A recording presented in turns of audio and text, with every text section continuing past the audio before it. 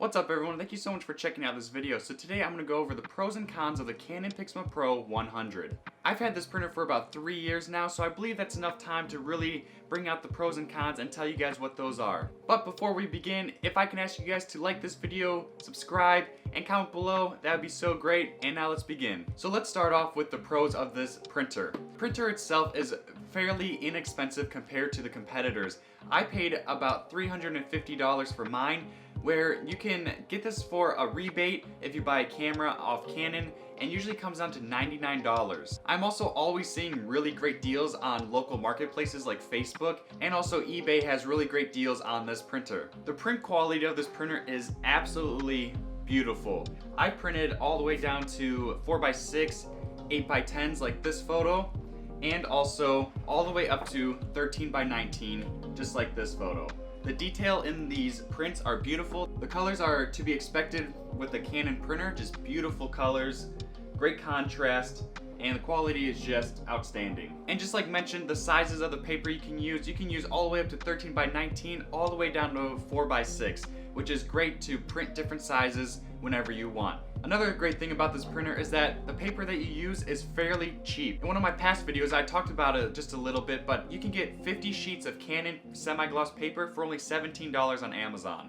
And of course it's Canon paper, so the quality is great, although you can get more expensive papers depending on the type that you want. So this printer has a set of 8 inks. And since I've had this for 3 years, printing hundreds of photos, I believe this ink lasts pretty long, which is great because this ink is definitely not cheap. For me, I print a lot of 8x10s with this printer. Now I haven't really done a lot of calculations with the ink to print, but I can say I probably can get around 20 to 30 8x10 prints out of all the inks. And the last pro for me is how it's wireless. This thing can be set up with your network at home, and you can wirelessly print from your computer, your phone, and it's just great because I love doing that when I just have simple 4x6 prints I want to print. Just put the paper in there, upload it on your phone, and you can wirelessly print from your phone, which is great, convenient, and fast. Now that we talked about all the good stuff, let's talk about the bad things about this printer. So the first things first is probably the cost of ink.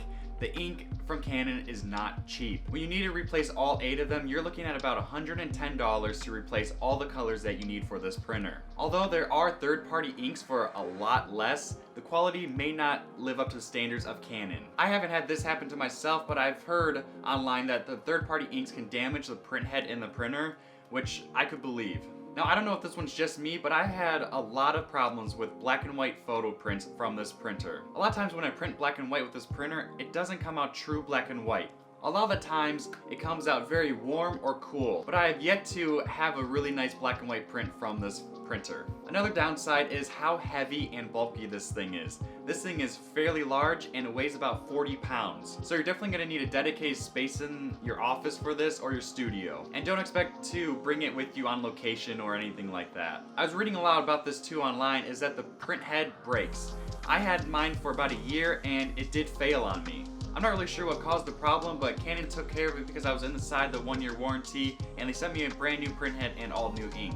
I noticed sometimes when I don't use it in a while, the colors are off. And by off, I mean they come out very magenta looking, and it doesn't look right just like how it was on my computer. So when this happens, it leaves me to have to troubleshoot for almost an hour or even more to try to figure out why my prints are coming out that way. I usually have to totally erase everything off my computer, re-download everything, maybe even replace all the inks. I know I usually replace a few of them during this time. I still have trouble understanding why it happens or try to find an easy fix for this. Now I use a MacBook Pro to print my photos with this printer, and this MacBook Pro does not have a CD-ROM anymore, so I find it quite challenging to try to find the correct software that I need online just in case I do have to reset everything. So now that we talked about the pros and cons, do I recommend this printer? I absolutely do. You are getting a semi-professional printer with gallery quality prints at home. Although this printer does have a few hiccups, what printers don't? Usually when I do run into problems, it's a pretty easy fix, and if you are in the 1-year warranty after buying it, Canon is always there to help you, and they do a superb job with that. So looking at my list right here, it looks like the pros and cons are pretty even.